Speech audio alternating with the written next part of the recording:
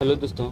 आज की वीडियो में जो है हम लोग थेल्स थ्योरम को देखने वाले हैं। तो देखिए, थेल्स थ्योरम के अनुसार क्या होता है कि जब कभी भी किसी भी त्रिभुज में किन्हीं भी दो भुजा को मिलाने वाली रेखा तीसरी भुजा के यदि समांतर हो जाती है तो उसका जो संगत भुजा का रेशियो होता है वो आपस में बराबर हो जाता है।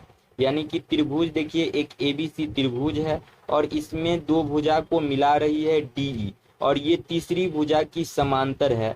तब इस कंडीशन में क्या हो जाएगा कि उसका संगत भुजा का रेशियो जो होगा वो आपस में बराबर हो जाएगा। यानी कि एडी बट्टा डीबी हो जाएगा, एडी बट्टा जो हो जाएगा वो डीबी हो जाएगा, और बराबर हो जाएगा आपका एई बट्टा एसी, एई बट्टा एसी ईसी हो जाएगा, सॉरी ईसी हो जाएगा, एई बट्टा जो हो जाएगा वो ईसी हो जाएगा। एक रिजल्ट तो थेल्स थ्योरम के अनुसार ये निकल के आता है, और दूसरा रिजल्ट थेल्स थ्योरम के अनुसार ये निकल के आता है कि ये छोटा वाला त्रिभुज एडीई और बड़ा वाला त्रिभुज जो एबीसी होगा वो दोनों एक दूसरे का समरूप हो जाएगा। यानी कि त्रिभुज एडीई सिमिलरिटी हो जाएगा किसका, त्रिभुज बड़ा वाला का, त्रिभुज एबीसी का, ठीक ना।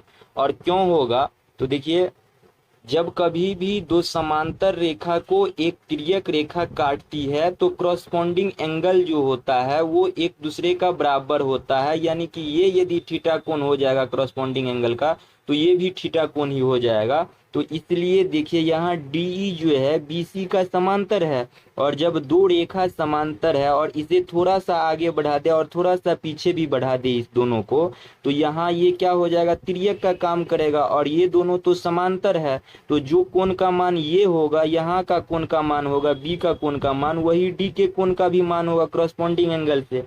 इसी तरह कोण सी का जो मान होगा, यानी कि माना कि अल्फा, तो कोण ई का भी मान होगा क्रॉसपोंडिंग एंगल से अल्फा ही। यानी कि छोटा वाला त्रिभुज का जो कोण एक थीटा है वही बड़ा वाला का एक थीटा है, छोटा वाला का एक अल्फा है तो बड़ा वाला का भी एक अल्फा है।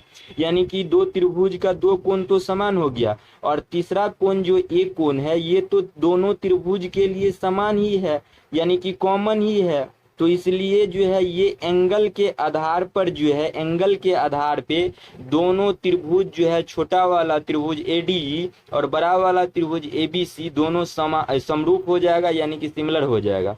और जब कभी भी दो त्रिभुज सिमिलर होता है तो उसका जो संगत भुजा का रेशियो होता है वो क्या होता है, आपस में बराबर होता है।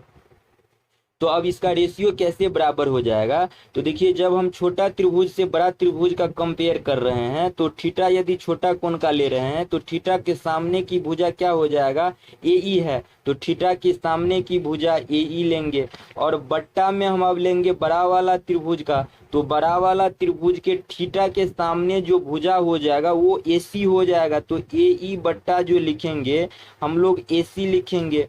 अब बराबर हो जाएगा, फिर अल्फा वाला छोटा कोण लिए हैं पहले ऊपर में, तो फिर से छोटा कोण ही लेंगे। यानी कि तो अल्फा वाला छोटा कोण के सामने जो है छोटा त्रिभुज का भुजा जो हो जाएगा वो एडी हो जाएगा, यानी कि एडी। और बट्टा में नीचा में जो बड़ा त्रिभुज को लिखे हैं तो फिर बड़ा त्रिभुज के अल्फा वाला एंगल के सामने की भुजा जो हो जाएगा वो ए बी हो जाएगा, तो बट्टा ए बी हो जाएगा।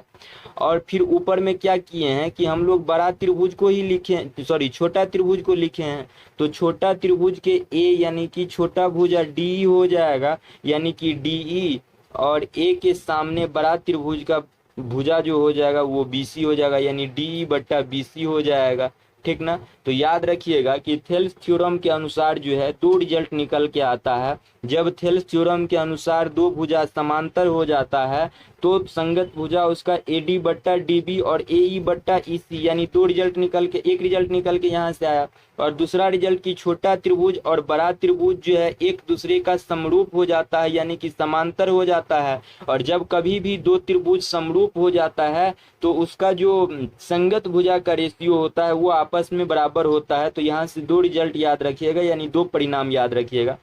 अब इसी पे हम लोग यदि देखें कि सवाल कैसे पूछा जाता है, तो देखिए, हमें जो है एक त्रिभुज में एई का मान दिया गया है, ईसी का मान दिया गया है, डीबी का मान दिया गया, और हमसे एडी का मान पूछा जा रहा है, और डीबी जो है वो बीसी का समांतर है।